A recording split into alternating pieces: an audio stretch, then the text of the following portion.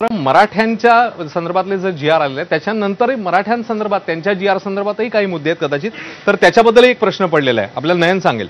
नक्कीच आपण बघितलं की मराठ्यांची जी मागणी होती एवढ्या वर्षापासूनची ते कुठेतरी पूर्ण होते, पण त्यांच्या 8 पैकी 6 मागण्या मान्य झाल्या, परंतु त्यांच्यामध्ये सुद्धा मतभेद असल्याचं दिसून येतंय. मराठ्यांमध्ये पण कुठेतरी 2 गट झालेत का असं एक दिसून येतं. तर ह्या प्रश्नाचं पण उत्तर मिळणं अपेक्षित आहे. खरंय, त्याच प्रश्नाचं उत्तर जो नयननी मुद्दा सांगितलं की कारण त्यांच्यामधली मतमतांतर समोर आलेली होती, त्यांच्यामध्ये काही असे मतभेद आहेत का बघूया, आपण जाणून घेऊया.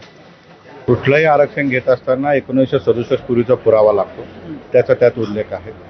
दुसरी बाब त्याच्यामध्ये सांगण्यात आलेली आहे की जे भूमिहीन असतील, जे शेतमजूर असतील, ज्यांच्याकडे महसुली पुरावा नसेल, त्या संदर्भात काय केलं गेलं या अगोदर नियमावली ठरलेली आहे. त्याच्यासाठी गृह चौकशी अहवाल लागतो. स्पष्ट बोलायचं ठरलं तर कुठल्याही प्रकारचा इंच मात्र टाचणी एवढाही फायदा किंवा उपयोग या कागदाचा नाही. 1.5 ते 2 करोड मराठी एकट्या पश्चिम महाराष्ट्रातले गॅजेटेर मुळे आजारी. काय पाहिजे मराठ्यांनी ह्या जीआरचा काही उपयोग नाही, हे खोटाच आहे, नोंदीत असलेले लोक याच्यात जाणारच नाहीत, असल्या म्हणणाऱ्या पायदेशीवर विश्वास ठेवूच नका. दरम्यान मराठा आरक्षणावर चर्चा सुरू असताना विनोद पाटील हे ताज हॉटेलमध्ये झोपले होते असा आरोप केला आहे राधाकृष्ण विखे पाटील यांनी, ज्याला विनोद पाटील यांनी आता उत्तर दिलंय. आपण बघूया. विनोद पाटील सुद्धा आरोप करताय की माहिती गोष्टी काय ताजमध्ये झोपली होती. आरक्षण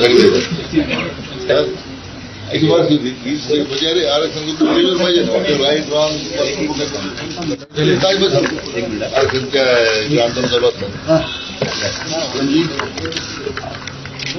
बघा, आंदोलनाच्या काळामध्ये मी कुठं होतो, विखे पाटील साहेब सरकार आहे, सरकारने सांगावं, माझ्या गणपती मंडळात होतो आणि आरक्षणच्या लढाईत. विखे पाटील साहेबांना माझ्यावर बोलण्याचा अधिकार, कारण मराठा समाजाची संस्कृती आहे. शरद पवार साहेब असतील, एकनाथ शिंदे साहेब असतील, विखे पाटील साहेब असतील, बोटावर मोजके इतके नेते मराठा समाजाचे शिल्लक आहे की ज्यांच्याकडे आम्ही आशेनं बघतो. आणि राज्य सरकारने हा मराठा आरक्षणासंदर्भातला जी आर